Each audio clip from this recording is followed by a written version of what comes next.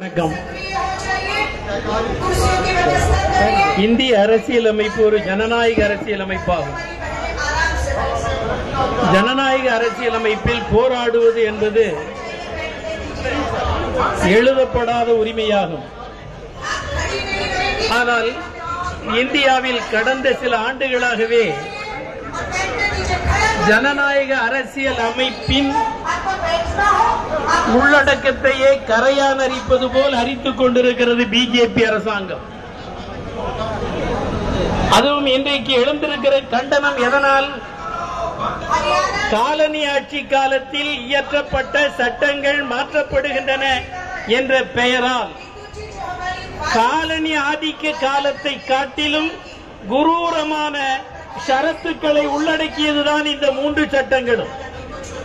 இந்த 3 சட்டங்களை இவர்கள் முன்வைப்பதன் மூலம் ஜனநாயகத்தின் குரல் வளையை நசுக்குவதுதான் இவர்களின் அடிப்படை நோக்கமாகும். அதற்கு காரணம் என்னவென்றால், இங்கே பிரதமராக இருக்கிற மோடியில் இருந்து இந்த அமைச்சரவையில் அங்கம் பெற்றிருக்கிறவர்கள் உட்பட அனைவருமே RSS என்ற ஒரு தீய சக்தியில் பாடம் படித்தவர்கள். RSS என்ன சொல்லிக் கொடுத்திருக்கிறது? ஜனநாயகம் இந்திய சரக்கு அல்ல, ஜனநாயகம் என்பது அந்நிய சரக்கு, அது ஏற்கத்தக்கதல்ல. இந்தியா செழித்து வளர்ந்த காலம் என்பது மன்னராட்சி காலம்தான் என்று கற்றுக் கொடுத்தார்கள். கற்பவை கசடுற கற்று வந்தார்கள். எனவே அவர்கள் எப்படி நடந்து கொள்கிறார்கள்?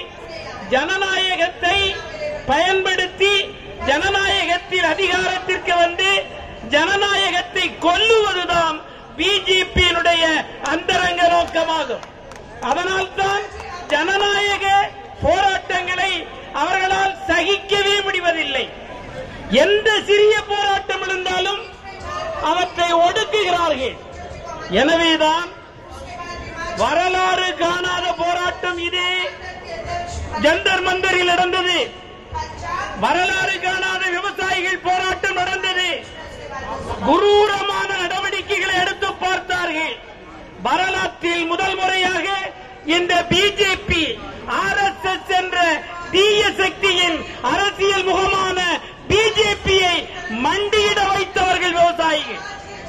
அவர்கள் மண்டியிட்டார்கள், வாபஸ் பெற்றார்கள்.